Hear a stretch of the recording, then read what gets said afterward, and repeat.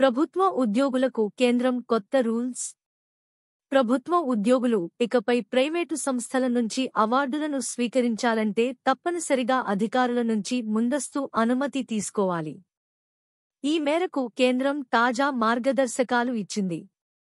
Private సంస్థల నుంచి అవార్డులు అందుకునే విషయంలో ప్రభుత్వ ఉద్యోగులకు కేంద్రం కొత్త మార్గదర్శకాలు జారీ చేసింది. వాటిని అంగీకరించే ముందు సంబంధిత అధికారుల నుంచి తప్పనిసరిగా ముందస్తు అనుమతి తీసుకోవాలని స్పష్టం చేసింది. ఈ మేరకు అన్ని కేంద్ర ప్రభుత్వ విభాగాలకు కేంద్ర సిబ్బంది వ్యవహారాల మంత్రిత్వ శాఖ తాజాగా ఉత్తర్వులు జారీ చేసింది.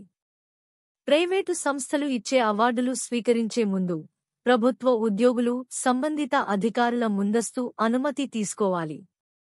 సదరు ఉద్యోగి పనిచేస్తున్న మంత్రిత్వ శాఖ లేదా విభాగం సెక్రటరీ నుంచి ఈ అనుమతులు పొందాలి. ఇక ప్రభుత్వ కార్యదర్శులు, సెక్రటరీ ర్యాంక్ అధికారులు ఈ అవార్డులు స్వీకరించాలంటే కేబినెట్ సెక్రటరీ నుంచి ముందస్తు అనుమతి తీసుకోవాలి అని ఆ ఉత్తర్వుల్లో పేర్కొంది.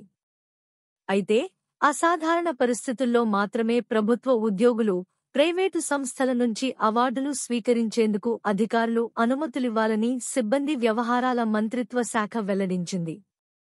అంతేగాక ఈ అవార్డులు నగదు లేదా ఇతర సదుపాయాల రూపంలో ఉండకూడదని స్పష్టం చేసింది. 1964 నాటి కేంద్ర సివిల్ సర్వీసెస్ నిబంధనల ప్రకారం ఏ ప్రభుత్వ ఉద్యోగి ప్రైవేటు వ్యక్తుల నుంచి అవార్డులు తీసుకోకూడదు. ఆ ఉద్యోగి గౌరవార్థం జరిగే ప్రైవేటు కార్యక్రమాలకు హాజరు కాకూడదు. అయితే ఈ నిబంధనలను ఆ తర్వాత పలుమార్లు మార్చారు. చివరిసారిగా 2000 సంవత్సరంలో దీనిపై ఉత్తర్వులు జారీ చేస్తూ ప్రైవేటు సంస్థలు, ట్రస్టులు ఇచ్చే ద్రవ్య ప్రయోజనాల అవార్డులను తీసుకునేందుకు ప్రభుత్వ ఉద్యోగులకు అనుమతి లేదు అని స్పష్టం చేశారు.